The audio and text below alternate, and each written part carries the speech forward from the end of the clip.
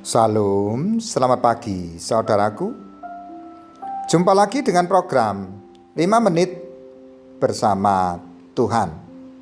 Apa kabar saudaraku pagi hari ini? Doa kami seluruh pendengar boleh bangun dengan sehat, penuh sukacita, damai sejahtera Allah Bapa di surga senantiasa tercurah atas hidup kita. Saudaraku, ada orang bilang bahwa ada menilai hari itu dua macam, yaitu hari baik dan hari buruk. Pertanyaannya, bagaimana kita menilai hari-hari ini di mana pandemi belum selesai, terkhususnya kepada saudara-saudara kita yang sedang mengalami sakit, saudara-saudara kita yang mengalami kelemahan, saudara-saudara kita yang ekonominya sedang terpuruk, saudara-saudara kita yang dalam pergumulan rumah tangga. Apakah itu disebut hari buruk? Mari kita belajar dari satu bagian kebenaran firman Tuhan yang tertulis di dalam kitab Ibrani pasal 9 ayat 14. Demikian sabda Tuhan. Betapa lebihnya darah Kristus yang oleh roh yang kekal telah mempersembahkan dirinya sendiri kepada Allah sebagai persembahan yang tak bercacat, akan menyucikan hati nurani kita dari perbuatan-perbuatan yang sia-sia, supaya kita dapat beribadah kepada Allah yang hidup. Saudaraku yang dikasihi Tuhan, saya baru saja menerima sebuah kesaksian dari seorang sahabat baik saya yang sedang mengalami penderitaan karena COVID. Baru beberapa hari mengalami pemulihan. Apakah dia mengatakan bahwa hari ini adalah hari buruk? Tidak. Malah dengan adanya terinfeksi virus itu, dia mengatakan inilah hari terbaik yang saya nikmati.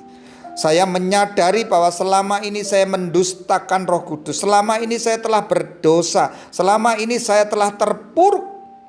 Dan ketika saya sakit, saya merasakan saya dipulihkan dan saya lahir baru. Jika saya saat ini diberi kesempatan untuk ada, saya melakukannya untuk Tuhan. Saudaraku yang dikasihi Tuhan, banyak orang menilai hari dan nasibnya sendiri, tidak memandang karya Allah yang luar biasa dalam kehidupan kita. Justru pandemi dan COVID, sakit penyakit yang ada ini membentuk kita untuk memahami bahwa kita lemah. Kita tidak mampu, kita ini tidak bisa berbuat apa-apa ketika Tuhan melakukan sesuatu.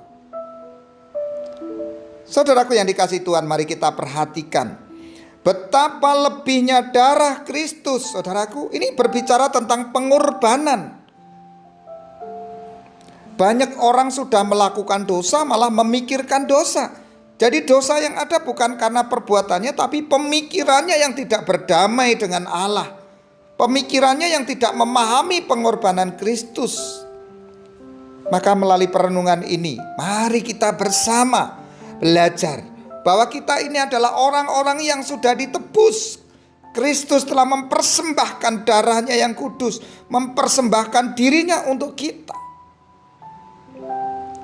Selanjutnya akan menyucikan hati nurani kita. Nah saudara, dengan menyadari pengorbanan Kristus, hati kita disucikan dari perbuatan-perbuatan yang sia-sia, pemikiran-pemikiran yang sia-sia. Dan kita diubahkan, di frase terakhir mengatakan, supaya kita dapat beribadah kepada Allah yang hidup. Saudara, hidup kita adalah ibadah. Jika kita ada kesempatan saat ini adalah saatnya untuk kita beribadah. Mari kita tumbuhkan hati nurani kita untuk kita mengalami hidup Kristus, untuk kita memahami pengorbanan Kristus, sehingga tidak ada istilah hari buruk bagi kita, karena semua hari diciptakan Tuhan baik adanya. Biarlah nama Tuhan dipermuliakan dalam kehidupan kita. Mari kita berdoa. Bapa, terima kasih untuk renungan kami pagi hari ini. Engkau meneguhkan kami, memberkati kami bahwa semua rencana Tuhan adalah baik adanya. Maka teguhkan hati kami, kuatkan kami supaya kami boleh menghadapi segala pencobaan, penderitaan, penganiayaan, kelemahan dengan tetap memandang Kristus untuk membentuk hati nurani kami bertumbuh di dalam Tuhan. Supaya kami boleh beribadah. Terima kasih Tuhan.